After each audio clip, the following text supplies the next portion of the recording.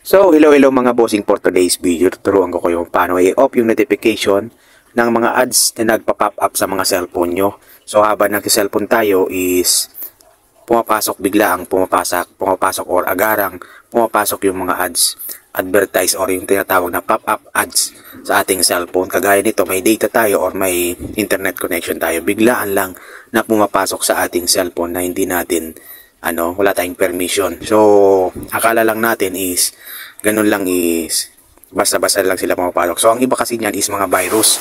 Pag na-click natin, once na na-click natin yung advertise is, mapupunta tayo sa mga site nila. So, kung gusto nyong i-turn off or itigil yung pagpasok ng mga nagpa-pop up na ads, sundan mo to hanggang sa dulo ng ating video para malaman mo kung ano ang ating gagawin.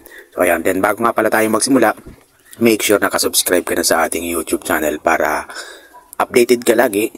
Pakiclick naman ang notification bell button para once na mag-upload or mag-alabas tayo ng mga ganitong pre-video tutorial is ma-notify ka naman. So, ayan o.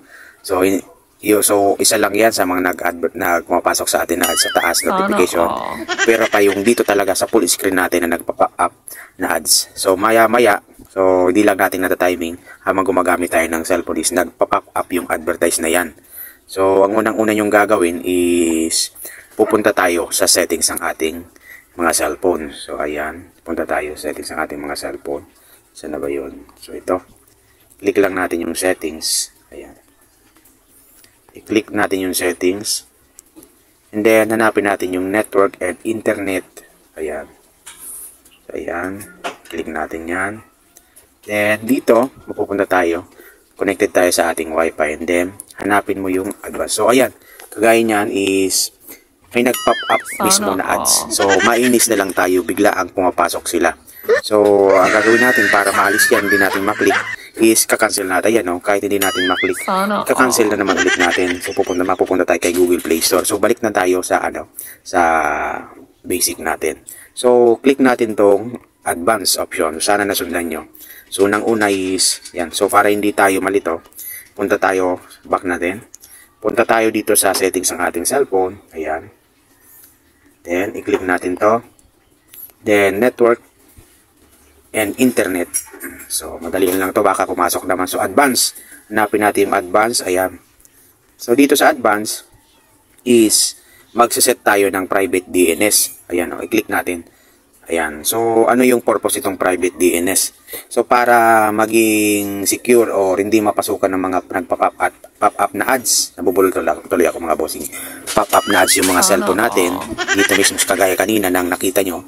Habang gumagamit tayo ng cellphone is i-click natin tong private, ayan, DNS. So, siset lang natin yung private DNS. So, click natin. Then, ang ilalagay nyo lang is, so, dahil may nakalagay na ako, ilalagay lang natin, ayan.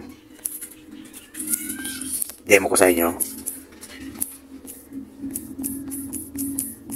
dns.adguard.com. So, pag na-type nyo na, i-click natin itong save. I-click lang natin yan, save yun.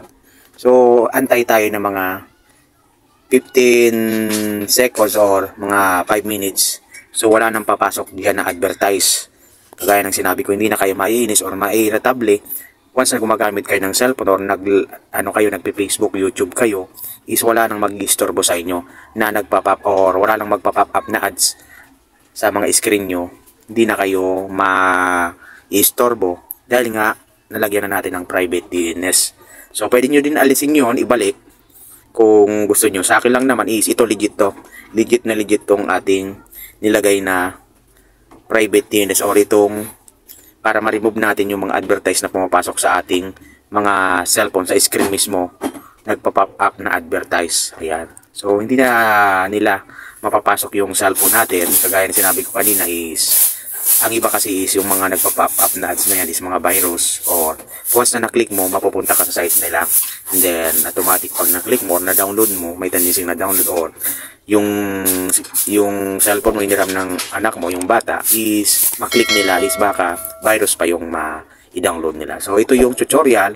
Sana may nagustuhan kayo or nagustuhan nyo tong video na ating i-share. At kung nagustuhan mo ito is pakilike and share mo din sa iba para matuto din sila. Ayan. So, hanggang dito lang muna yung video natin.